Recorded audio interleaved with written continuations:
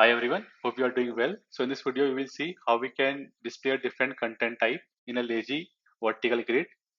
So in some of the previous videos, we have already covered this use case in the lazy horizontal grid where we use some identifier to differentiate a content type.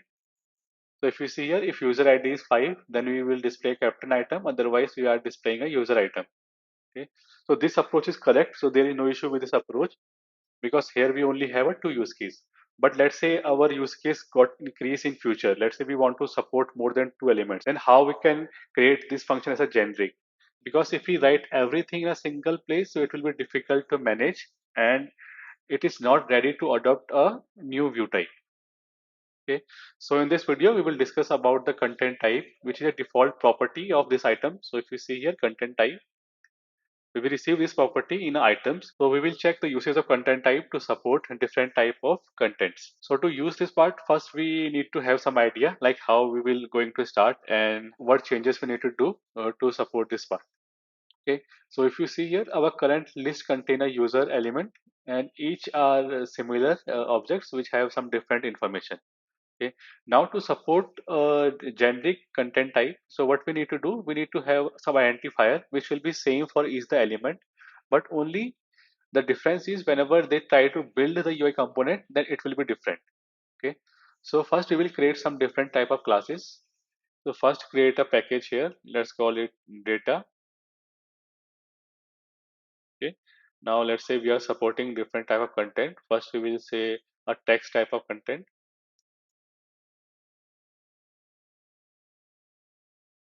Now let's say next will be image content.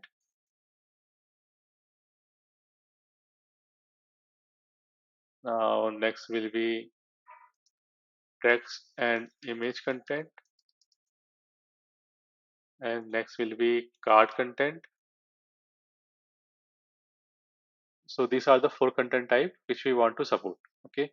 So now to make all this content type belong to one category, we need to have some base class or some identifier.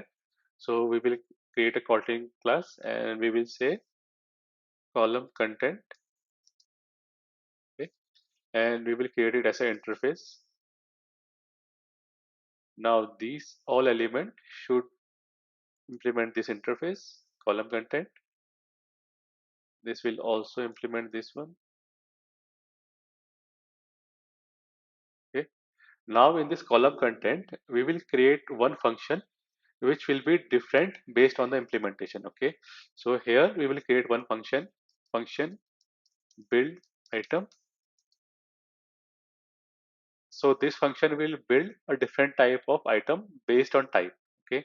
So now we go to this class. We will implement this function. So here what we will do, we will need to display a card. Okay. So we will use a card property.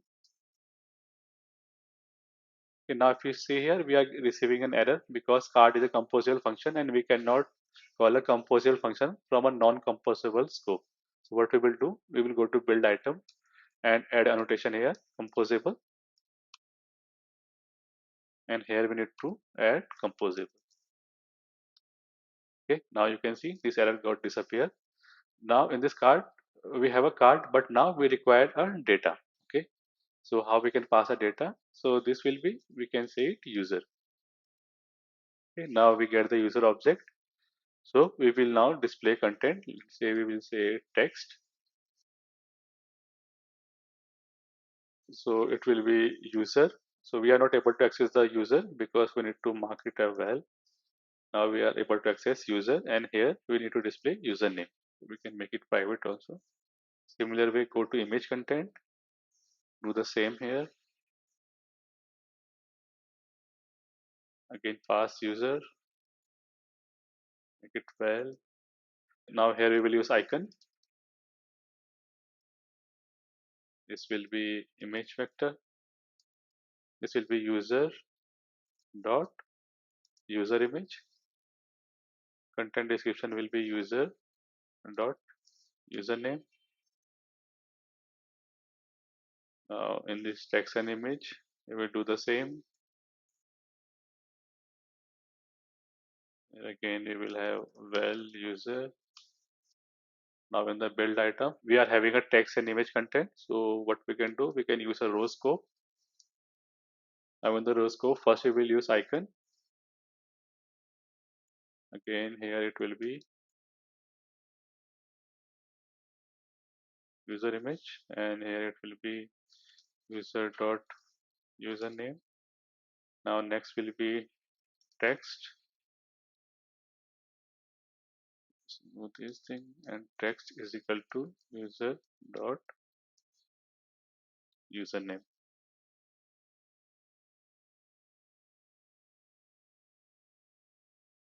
Okay. Now in this text content, we will do the same.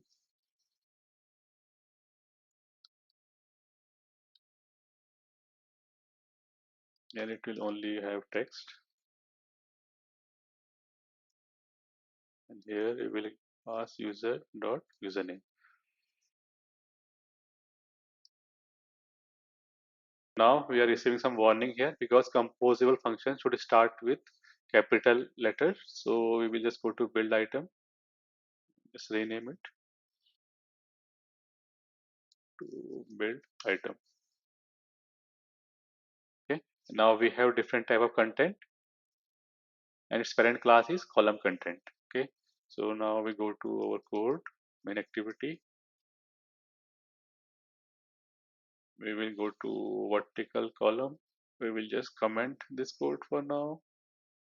Okay, now I can minimize this one and close other tabs. Okay, now we will create lazy column here, lazy column. We'll just remove this part. Now with the lazy column, we will use items, and here it will be items is equal to user list. Next will be key. Key will be it dot user ID, and here we have content. And in this block, we will use content type. Now content type will be our base class. Base class name is column content.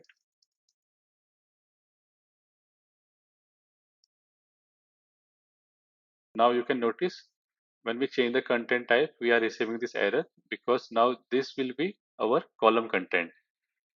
Okay. So first what we need to do, we need to update our list with column content. So this will be column content. Now we need to change these contents here. So first this one will be our text and image content. Okay. We have our text and image content. Maybe we can just remove these things. Remove sorted by also. This will be column content. Okay. Now first we have this one. Now similar way we can add this thing, text content. Just change the name here.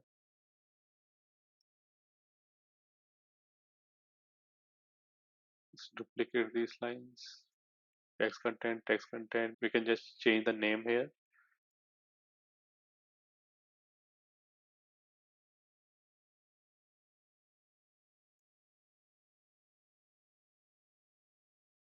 Okay, now here we will use image content. The image content, maybe we can use some different icon here.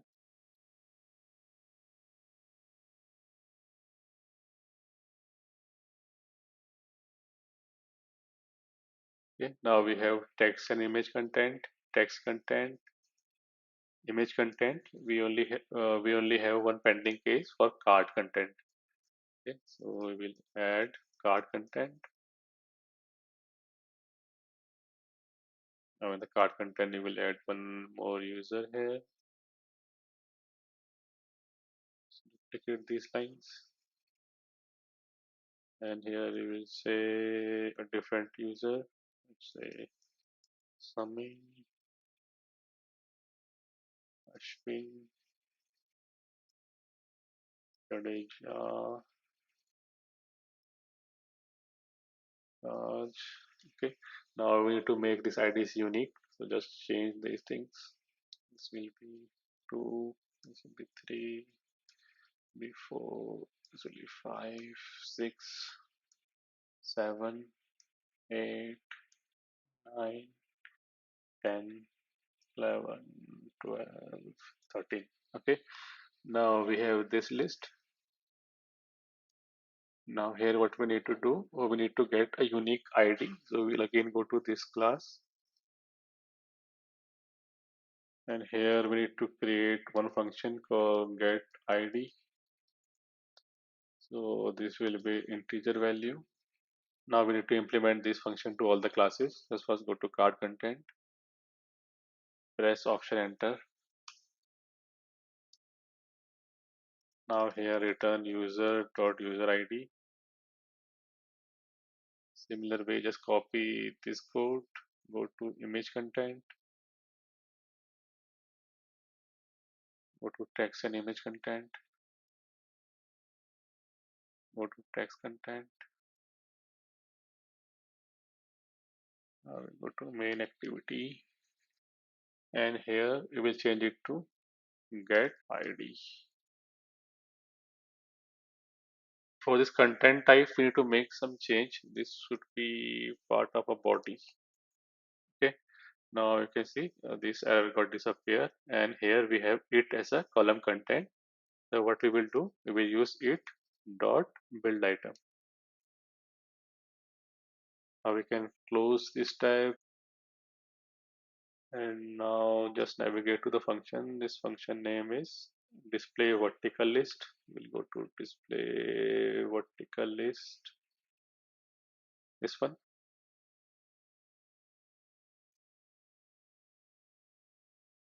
Now you can see first element will be text and image content. So this text, this is image. Now next will be text content, and these all are text content. 1, 2, 3, 4, 5. Then we have image content, this one. And again we have two text content, these two text content, and then we have card content. So this way we can create a different content type. So let's say in the future we get a requirement, we need to display some different content type. So we will add just one more category here.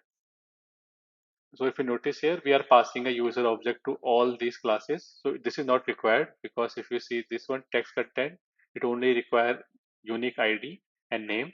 So either we can pass these two values in the parameter, or we can have a separate class as well. So next thing will be, you want to perform some click or other action. So we can do the same here. So what we will do, in this build item, we can pass, let's say, action. Parameter will be any. It will return unit. Okay, now here we will just update. Now we go to any of the classes, card content. Okay, this is the action. Here what we will do, instead of text, we will just simply use button, and we will move this to inside the button. Click, what we will do, we can pass this action, and we can pass user object from here. And in this main activity, just handle action here. So what will happen whenever this button got clicked, it will trigger this action, and this action will have this value, and it will go to main activity. So from here you can perform any action. So this way we can pass back data from this individual screen to this function. So that much for this video. In the next video we will see different type of card which are available on this material library. So stay tuned for further updates.